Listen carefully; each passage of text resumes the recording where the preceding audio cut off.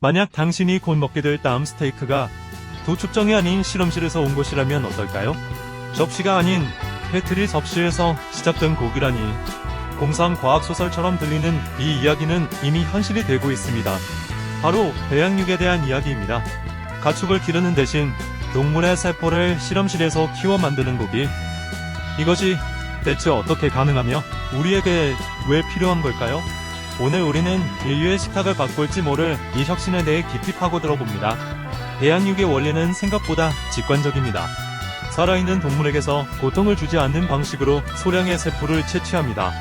주로 근육을 형성하는 근육줄기세포가 그 주인공이죠. 이 과정은 간단한 조직 검사와 비슷합니다. 채취된 세포는 배양액이라 불리는 영양분 가득한 환경에 놓입니다. 이 배양액은 아미노산, 비타민, 미네랄 등 세포 성장에 필요한 모든 것을 공급하죠. 마치 동물의 몸속에서 혈액이 영양분을 공급하는 것과 같은 원리입니다. 세포들은 이 안에서 기하급수적으로 분열하며 그 수를 늘려나갑니다. 어느 정도 수가 늘어난 세포들은 근육 조직으로 자라나야 합니다.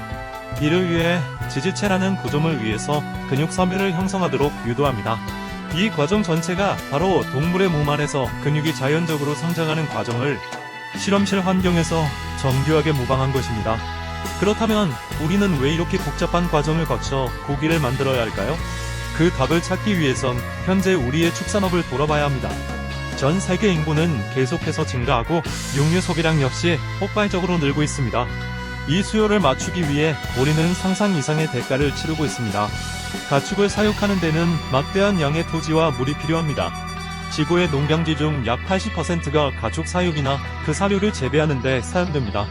우리가 마시는 물의 상당량 역시 축산업에 쓰이고 있죠. 이는 곧 산림 파괴와 물 부족 문제로 직결됩니다. 환경 문제는 여기서 그치지 않습니다. UN 식량능업기구 FAO의 보고서는 충격적인 사실을 알려줍니다. 전 세계 온실가스 배출량의 약 5%가 축산업에서 발생한다는 것입니다. 이는 전 세계의 모든 자동차, 비행기, 배가 내뿜는 가스를 합친 것과 비슷한 수준입니다. 소고기 1kg을 생산하기 위해 필요한 물은 약 1호 리터에 달합니다. 우리가 샤워할 때 사용하는 물의 양과 비교하면 어마어마한 차이죠. 이처럼 기존의 육류 생산 방식은 지구의 자원을 한계까지 몰아붙이며 지속 가능성에 대한 심각한 질문을 던지고 있습니다. 바로 이 지점에서 배양육은 혁신적인 해결책으로 떠오릅니다. 전문가들은 배양육의 기존 축산 방식에 비해 토지 사용량을 최대 95%까지 줄일 수 있다고 분석합니다. 더 이상 광활한 목초지나 사료용 옥수수밭이 필요 없어지는 것이죠. 물 사용량은 어떨까요? 배양육은 물 사용량을 무려 96%나 절감할 수 있습니다. 가축에게 먹일 물을 축사를 청소할 물이 필요 없기 때문입니다. 이는 물 부족 국가들에게 희망의 소식이 될 수 있습니다. 가장 극적인 변화는 온실가스 배출량에서 나타납니다. 연구에 따라 차이는 있지만 배양육은 온실가스 배출량을 최소 78%에서 최대 96%까지 줄일 수 있을 것으로 기대됩니다. 이는 기후변화에 대응하기 위한 가장 강력한 카드 중 하나가 될 수 있습니다. 배양육이 가져올 또 다른 중요한 선물은 바로 동물 복지입니다. 더 이상 수억 마리의 동물이 좁은 공간에 갇혀 지내거나 공장식 도축을 겪지 않아도 됩니다. 이는 생명을 존중하는 윤리적인 소비로 이어질 수 있습니다. 뿐만 아니라 공중보건에도 긍정적인 영향을 미칩니다. 조류 인플루엔자나 구제역 같은 가축 전염병의 위험에서 자유로워집니다. 또한 밀집 사육 환경에서 남용되던 항생제 문제도 해결할 수 있죠.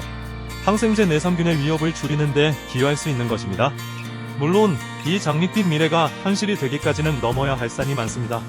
가장 큰 장벽은 바로 가격입니다. 2013년 세계 최초의 배양육 햄버거 패티가 공개되었을 때 그 가격은 무려 33만 달러, 우리 돈으로 약 4억 원에 달했습니다. 물론 기술 발전으로 생산 단가는 빠르게 하락하고 있습니다. 수많은 스타트업과 연구기관들이 비용 절감을 위해 사투를 벌이고 있죠. 하지만 여전히 일반 소비자가 쉽게 구매할 수 있는 가격대와는 거리가 있습니다. 대량 생산 기술의 확립이 시급한 과제입니다.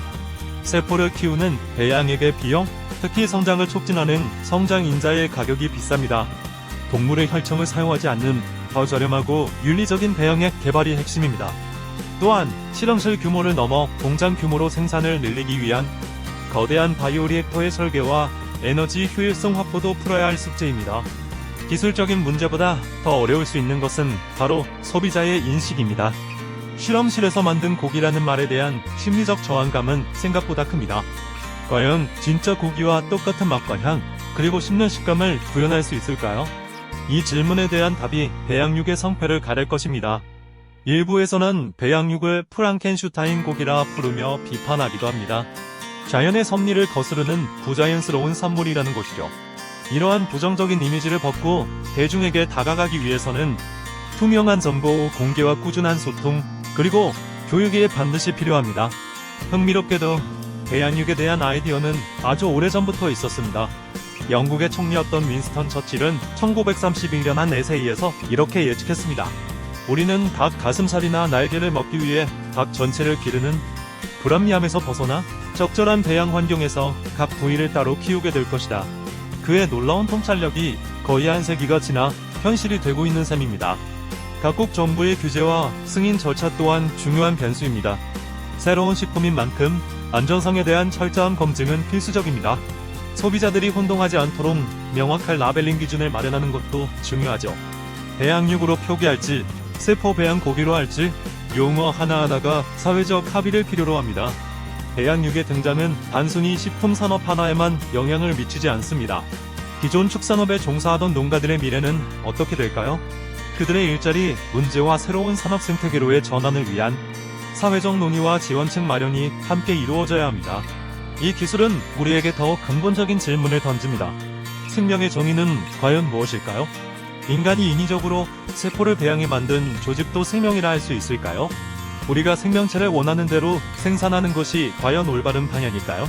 미래의 우리 식탁은 아마 훨씬 더 다채로워질 것입니다. 배양육뿐만 아니라 콩이나 버섯으로 만든 식물성 대체육, 영양이 풍부한 곤충 단백질, 정밀 발효 기술로 만든 유제품까지 다양한 선택지가 우리의 식사를 구성하게 될 겁니다. 이러한 변화는 단순히 무엇을 먹느냐의 문제를 넘어섭니다. 우리가 식량을 얻는 방식의 변화는 곧 인류와 지구의 공존 방식에 대한 근본적인 패러다임의 전환을 의미합니다. 농업과 과학, 자연과 기술의 경계가 허물어지고 있는 것이죠. 생명과학의 발전은 이처럼 끊임없이 인간의 역할을 재정의하게 만듭니다. 자연을 모방하고 심지어 자연의 일부를 생산해내는 인류의 능력.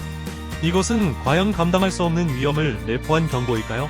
아니면 인류가 직면한 위기를 해결할 축복일까요? 실험실에서 온 고기는 단순한 음식을 넘어섭니다. 그것은 식량 위기, 환경 문제, 동물 복지, 그리고 생명 윤리까지 인류가 마주한 복합적인 문제들에 대한 수많은 질문을 던지는 상징입니다. 정답은 아직 정해지지 않았습니다. 당신의 다음 스테이크가 어디에서 오든 한 가지는 분명합니다. 우리의 식탁과 지구의 미래를 위한 거대한 변화는 이미 조용히 시작되었다는 사실입니다.